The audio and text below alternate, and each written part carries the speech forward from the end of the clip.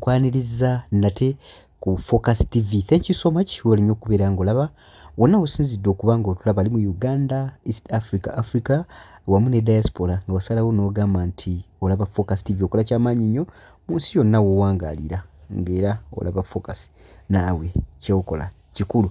Olunaku lwa leero njagadde nga tuwumbawumba episodes oba clips ez'enjawulo ezoogera ku mugenzi Moses Kalangwa. Njagadde nkwe ku mukyalo ono yeetabako ko mu kalulu ne muwala wa Moses Kalangwa mu kamyufu ka NRM alojja biki ebyamutuukako n'ekyo ekituufu Kalangwa kye yali ekayunga gw'abadde awolereza oba abadde agamba nti kino ne kino kikyamu kiri si kikyamu. Zina bagamba mbawa facts oba mbawa ekyo kye mba mpulidde ne tusinziira okwo okulamula ekituufu kibadde ki oba ekituufu kiri ki. Omukyalo ono annyonnyola butya kayunga kiki kyali era clips nnyingi ze tugenda ofuna ziringa 3 ezooleka Moses Kalangwa lwaki abantu oboolyawo baajaganya ng'avudde mu bulamu bw'ensi eno so ng'ate si nkola yaffe wano mu Uganda oba mu ggwanga mu nsi yonna omuntu okufa ate ne mujaganya. Wabula ebimu ku ebyo bye bino bigenda okulaga mu vidiyo zino ze tugenda okulaba. Nsaba tutambule ffenna nze Ade Wilberforce Muyanja tulabe vidiyo zino tuwulire tutegeere tumanye era tukakase ekituufu kiri ki. Tova ku Focus TV katandike vidiyo. Naluwamu naawe wabadde mu kamyufu ekayunga agaavudde ekayunga gwe wakkiriza bulungi ebyavudde mu kalulu era wabadde naani eyakuwangudde oba gwe balangiridde nekera wakkiriza bulungi ebyavudde mu kalulu? Nga abalala bangi akamyufu ka NRM kabadde kenyigiddwamu obubbi bungi, kenyigiddwamu okutiisatiisa abantu n'engeri ezitali zimu ez'okutulugunya olw'okwagala okuyisaawo nekyekubiira kyabadde kingi nnyo. So ng'abalala bonna ab'emulugunya nange nze omu ku abo kubanga wewetegereza mu district y'e Kayunga chairman wa district owa NRM omwami Moses Kalisa Kalangwa. Omwami oyo amanyikiddwa mu bintu bingi nnyo ebyekivve byotasobola na kubanga olowooza nti asobola okujja mu bukulembeze n'awulirwa, naye Kayunga yafuulayo kwegamba kitundu kye kyakuzanyira ku bantu nakubalimbalimba ne ssente. Omwami oyo gwenjogerako yajja mu Kayunga n'ekigendererwa, abamu bakimanyi, naye agenze ayingira ebyobufuzi nga ateeka abantu mu bitundu ebyenjawulo. Olw'ekigendererwa ekyo kati wano ku Kyawuma MP abangi we baatya okujja okukivuganyaako yaleetawo muwala we. Abangi ne batya okujja okukivuganyaako, nze nesigala mu race n'okutuusa olwaleero nga nzikiriza nti amaanyi g'abantu gajja tuyisaawo era nga bwe kyali kubanga yalina obuyinza ku by'okulondesa okugeza nga DR forms, yalina obuyinza mu kusasula ba registrars era ba registrars abasinga obungi abatalina nnyo okukyekubiira ku ludda olulwe baali balina okugobebwa ku ssaawa esembayo. Ba registrars bangi nnyo. Ani abagoba olwo? Olwo ng'atwala obuyinza bwa ofiisi ye nga chairman wa NRM. Chairman wa NRM yakola ng'ani mu Electoral Commission ya NRM? Talinayo mulimu okuggyako okulaba nga kalulu katambula bulungi nnyo. Talina kubaako oludda lwe yeekubirako, naye owaffe yakoze ekyasusse kwegamba kye bayita omuntu okusukka ku kye yabadde alina okukola olw'okuba nti yabadde aleese muwala we bamuyitako obusinje Jacqueline yesebo. So mu byonna byabadde alina okukola yeyalangiriddwa mu byonna byabadde alina okukola yateekawo embeera ng'omuntu yenna alina kujja kulonda muwala we birungi Jacqueline. Abantu ne batiisibwa, abantu ne bayisibwa bubi, abantu abalala ne balemererwa okujja okulonda olw'embeera yateekebwawo. Ate mu bitundu ebirala n'akola effujjo lingi nnyo nga agezaako okuteekawo embeera ey'okutiisatiisa abantu. So okutwaliza awamu akalulu ako kagenda okuggwa ffe nga DR forms zetulina ebitundu 5 ku 100 byonna nga biri fake nga tebyagabibwa kuva ku kitebe ekya NRM. Buli DR form eyava ku kitebe kya NRM Electoral Commission yalina okubeerako serial number. Kati bo bafunanga eziriko serial number bakozesa ezaabwe ndooza bazijja ku NASA oba maybe ey'ejjinja ne babireeta wano e Kayunga. Abantu ne balonda naye ng'okulonda kwali kwegaba kwakutuusa mukolo kubanga bo ngera munange bwayogeddeko bagenda ofuna DR forms ezinina okuva ku kitebe kya Electoral Commission nga bakoze eki nga olunaku lw'okulonda telunatuuka. Era ne bakola omulimu munene nnyo ogw'okujjuzaamu max mu bitundu ebyenjalo mu byalo ebyenjawulo olw'okuba obuyinza. Foomu zawammwe baazijjuzaamu nga n'okulonda tekunnaba? Bwekyali ssebo. Era kyekyo lwaki ffe twagamba tetujja kumatirana bivudde mu kulonda okwo netusalawo okuddukira mu kakiiko pulezidenti w'eggwanga ke yateekawo. Kati ebyava mu byalangirirwa munno yafuna bumeka gwe n'ofuna bumeka?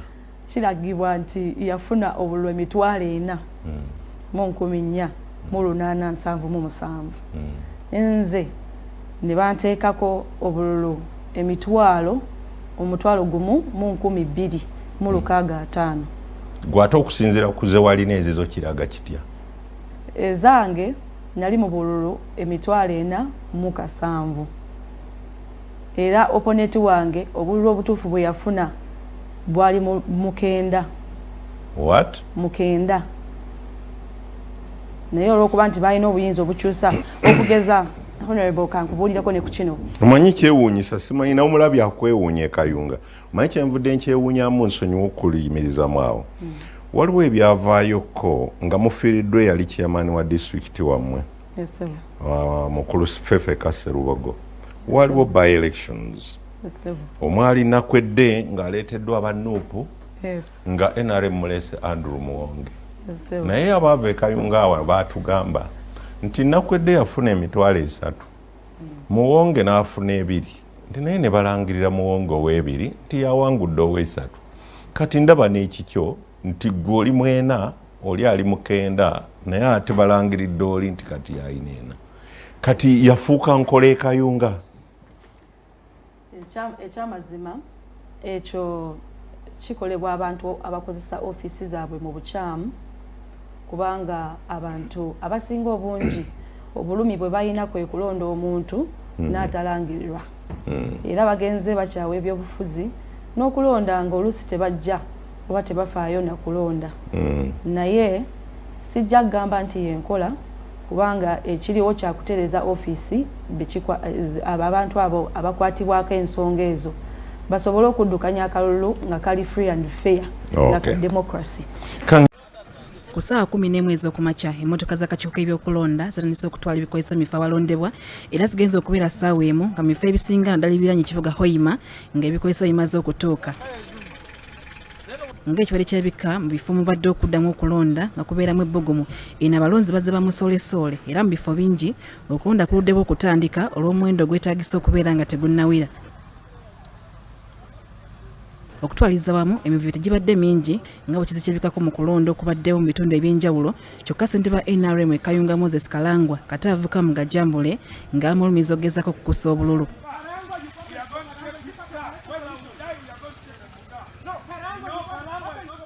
Kigambibwa nti Kalangwa yayingidde mu ofiisi y'akakiiko k'ebyokulonda n'ekigendererwa eky'okukusa obululu wabula abavubuka bamwekengedde ne bamuwondera era military police yemufulumiza mu kifo kino wakati mu kuwanyisiganya ebisongovu.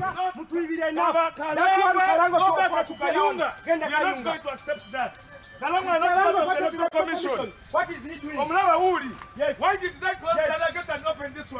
are going to be here. You will not leave. We are going to follow you everywhere you go.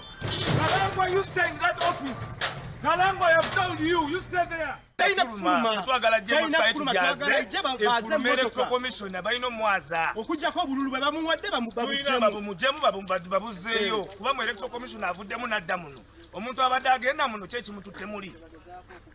Ku ssaawa 3:30 mwana NRM Musingi Harriet Mugenyi yasudde akalulu ke mu kifo ekimanyiddwa nga Satito era yaweze nga bagenda okawuuta obuva olw'obuwagizi obungi bw'alina mu kitundu kino. Era n'eri mu byalo reports ziraga wezitukidde essaawa emu kumpi buli polling station ebadde redde okutandika. Ndowooza we are satisfied by the beginning. Turn-up ekyali ntono era bwe bityo nga by elections engeri gy'ogimanyi ate n'abantu baffe nga bwe bamanyi oluusi basooka ne bakolako ebintu naye nze I believe nsuubira engeri gye tutandise tetuli bubi nnyo era nsuubira abantu bagenda kukuba akalulu percentage ennungi. Kosuddako ke kagenda okuwanguzaako naye. Nkasitiza winning vote. Ono yegganya okulagaana ne Kalangwa ku kussa obululu n'akiyita obutiitiizi abavuganya gavumenti bwe balina olw'okutya okuwangulwa. Those are statements for the week. Sesuubira nti waliwo omuntu ayinza okubba akalulu kubanga abantu ababba obululu bwe batalina obuwagizi. Buli omu akimanyi nti NRM, Hoima is for NRM. Era sesuubira wadde sibaddeeyo naye nze nkimanyi ku statement yaffe yasooka n'ekipati ky'amani waffe yatugamba tewalina okuba kintu kyonna ekikwata kabba akalulu. Era sikisuubira nti kibadde kituufu. Ye Nyakato wa FDC yalondedde mu kifo ekimanyiddwa nga Public Library n'aweera okuwangula akalulu kano wabula yeekokodde olukujjukujju lwe yagambye nti bana NRM balukozesezza okunyaga obuwanguzi bwe. Waliwo emmotoka number plate UG 2522C eyo ebadde erina obululu nga babutedde mu silver plate ne buno packs the brown khaki envelopes nga babulese buteeka mu polling station emu in Kitoba at Mbara polling station but kulwa omugisa omulungi tubadde nga gye tuli naye nga tebatulabe nga tuli mu cover ne bayita bantu bamu abaddewo ku polling station ne babanyonyola ne bayitiramuko naye omu ku bo abadde alinga abadde muntu waabwe n'akakwata n'akaweereza munne kati in the process omu n'anyigirako nti waliwo kino kye bakozezaako kikola n'enzijja kibajjako in the process kino ne kyebikula nga walimu bundled thing with rubber band ballot boxes ballot papers in a rubber band nga babadde baweereza balinga they are giving out in terms of food. Ono yalumiza abasirikale ba poliisi abayiridde mu bitundu ebyenjawulo okugezaako okwekubalira na NRM okutiisatiisa abalonzi ekiremesezza abamu ku bantu be okujja okulonda. Kimanye bulungi nti poliisi ya electoral commission walina okubeerawo police constable mu polling station kati naye waliwo abali mu civilian babadde baharasinga nnyo abantu baba intimidating voting ng'olaba ba agents ba presiding officers bali wana naye nga bali babateese eri meters nnene nnyo ate we tugenzeewo ne bagezaho okwekyekalizaamu poliisi ng'olaba ayagala n'okwenyigira mu kukola kusindika. Yo poliisi yeeganya okubeera n'ekkobaane mu kukusa obululu n'erumiza bana FDC okweta mu bikolwa bimenya amateeka era etegeeza ngalo be yakutte n'ebintu ebikozesebwa mu kugulirira abalonzi. Abantu okuvako ekyoto waliwo abo twakutte nga bagezaako okugula abalonzi nga bazze n'ebyokunywa sabbuuni omunnyu ne soda. Ono era yeeganya okolagana ne Kalangwa n'awakanya byonna ebyogeddwa nti abadde agezaako okukusa obululu okuva mu kifo ekimu okudda mu kirala. Abalondoozi ebyokulonda kuva mu kibiina Kiseddu basiimye enteekateeka etambuliziddwa akalulu kano ekisobozesezza abalonzi bangi okufuna omukisa okulonda. Wabula omukonaganyi w'ekibiina kino mu ggwanga Crispin Kaheru avumiridde enkola y'ekitongole ekikola ku ndagamuntu n'akakiiko k'ebyokulonda okulemera okusomesa abantu ku nkozesa y'endagamuntu n'akonga okulonda ekiviiriddeko bangi okugaanibwa okulonda. Nti waliwo abantu abamu babadde ne voter location slips babadde ne ndangamuntu naye ate nga tebali ku register. Obwo obuzibu tubulabye mu polling stations eziwerako era awo we tusinziira okukubiriza akakiiko k'ebyokulonda n'ekitongole kya NIRA bikole omulimu gwabyo. Analondebwa mu kifo kino wakubeera mu Parliament okumala ebbanga lya mwaka gumu gwokka baddemu okulonda mu kulonda kwa bonna okunaabirawo mu mwaka gwa 2021. Bukanyiza endangobi ate wali amukaka ate n'agamba abantu ababadde sayidi ya kandidate munono twagala muvaano mugambe ne tumuwangudde teryawangudde era muli bakinakitya bakoze endagaano mweyamawo ono akkiriza ono agende ku lutendo udako onataka na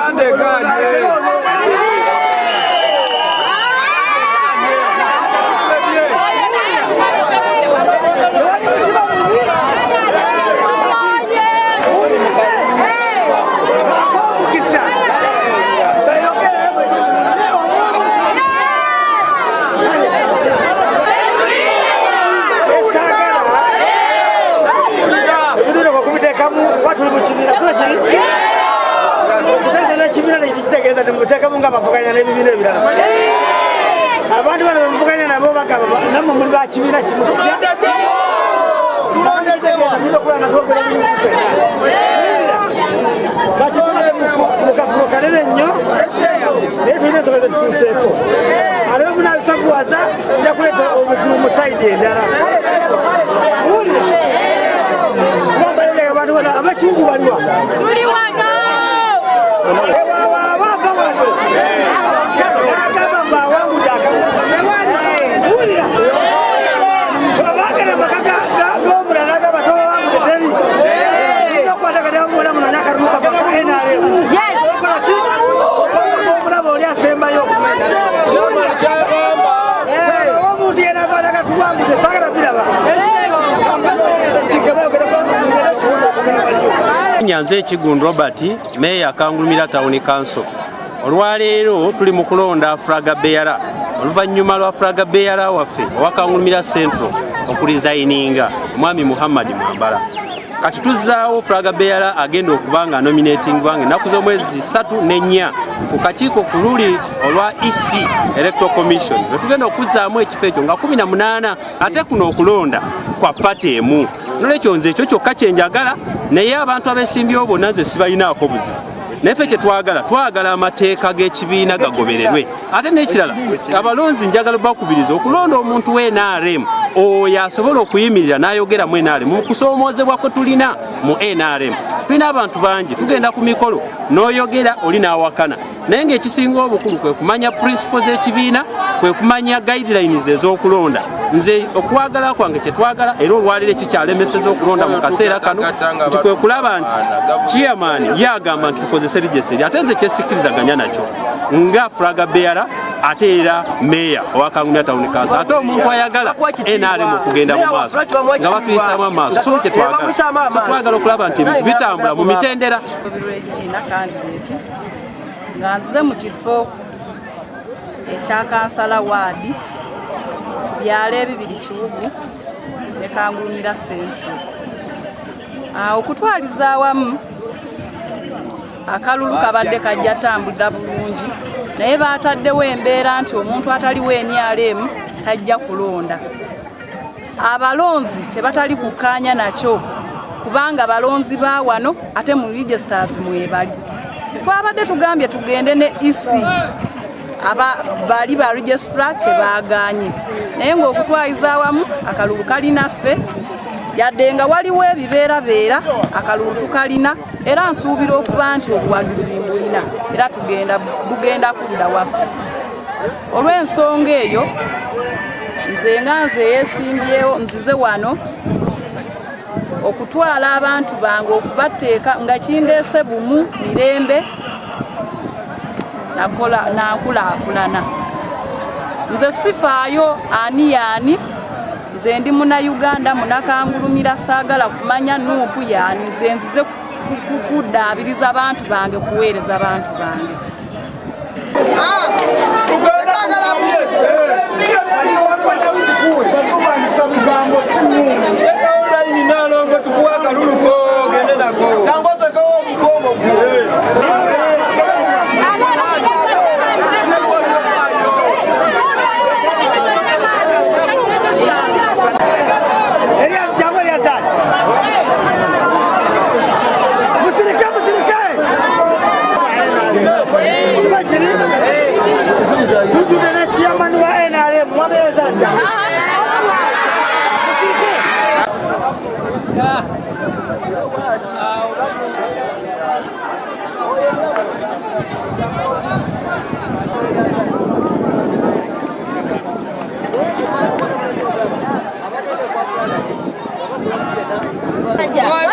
Yeah.